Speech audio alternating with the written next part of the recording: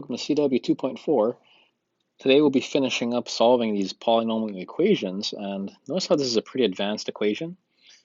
So to help us, we'll be using our calculator.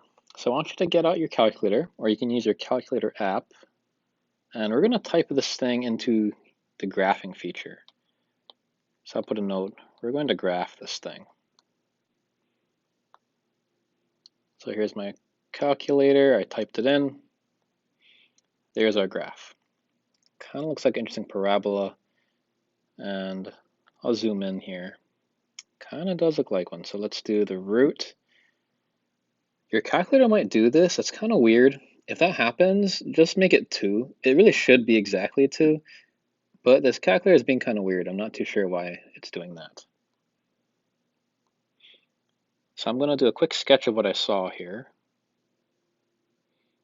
And that thing is 2. Now why that's helpful is because that's the first root. So a lot of people, when they do this, they want to just write like x equals 2, and they think they're POW. Don't do that. That's really bad. And I'll show you why. All we've done so far is we've found that the first root is 2. So let's write 2, and we're going to write 1, 0, negative 6, negative 8, 24, and we're going to do synthetic. So let's drop the 1, let's multiply 2, we're going to add 2, that's 4, negative 2, negative 4, negative 12, and of course, our 0 comes out clean. Let's put our happy face, make sure we're real happy about that. Now we have that. So you're probably thinking like, well, what do I do with that? Well, really look at your graph here. Notice how there's a bounce. The multiplicity here is 2, which means there's another 2 in it. So watch how we do this. This is next level. You put a 2 right there, draw another line. We do synthetic twice. So you drop the 1 down, we multiply, 4, multiply, that's 8, add, that's 6, and then boom, there's your 12. Happy face one more time. So let's put this in context. What we just found is that x minus 2 squared multiplied by x squared plus 4x plus 6, that's going to equal 0. Okay, now at this point, this is where you want to be. This is good. Now we can actually solve it. So notice how we have a quadratic here. Think about how we solve quadratics. We use the quadratic formula.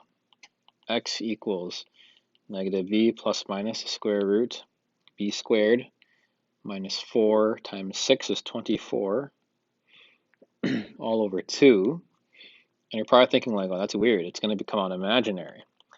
That's how we have to review imaginary numbers. For these, we're going to count imaginary answers.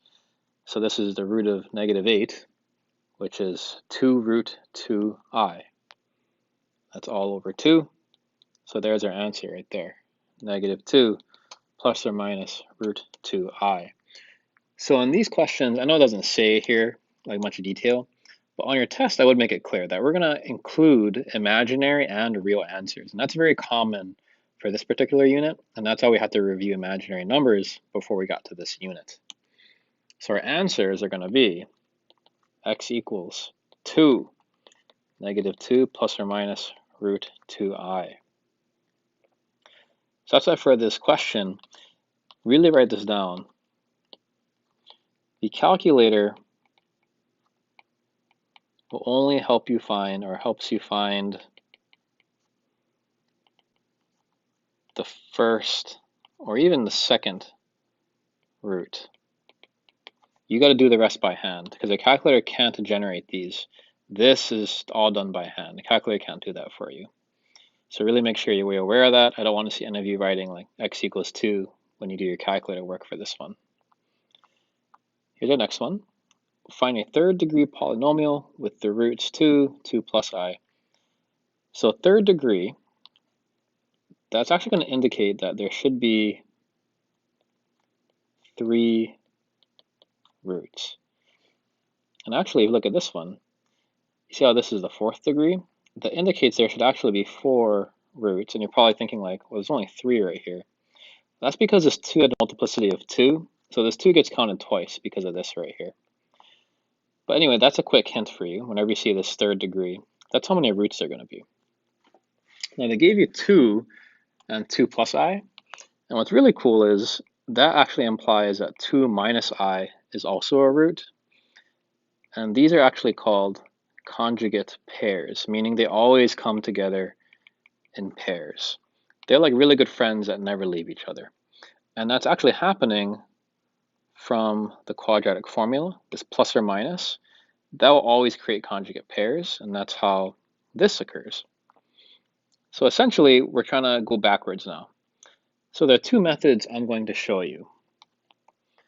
Method 1 will look familiar. We're going to reverse complete the square.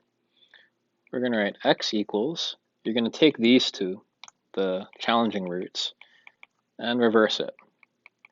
So I won't go through this in super detail because I know we did this last exam. So I'll just show you the work. So I get this thing. And the key is understanding what that is. This right here is what created these answers. So what we do is we take this piece, I'm going to put it over here, and I want to multiply it with this root, because that root came from x minus 2. So notice how I put these two things together. Now I should get the actual polynomial. So I'll FOIL that for you. X cubed minus 4x squared plus 5x, then minus 2x squared plus 8x minus 10. I like to FOIL like this to make it easier for myself. And there's our answer. And we'll say that equals f of x. So that's method 1, and that's what most people in my class like to do because they're comfortable with reverse complete the square. If you do that, just make sure you fully understand what you're doing. Method 2, some people like this. I call this the standard. It's like x minus the root. So what some people do is they say, well, let's just multiply everything. X minus the root, which is 2 plus I, x minus the other root, 2 minus I, times x minus 2. And they're going to multiply all of this together. Now you're probably thinking, like, how would I do that? That would take me forever. Kind of. Let me show you a few tricks here. This can be simplified to x minus 2 minus I, x minus 2 plus I, and then we're going to draw in these parentheses right here, because that creates a difference of 2 squares. So I know this part's pretty wild. This is going to become x minus 2 squared minus I squared times x minus 2, and now we have x squared minus 4x plus 4 plus 1 times x minus 2. And notice how that's the exact same thing as what we had over here. Now, if that was too crazy for you, like you don't like that, that's okay. Do this method. But if you like this method, it's a pretty cool method. Now let's go to our last example.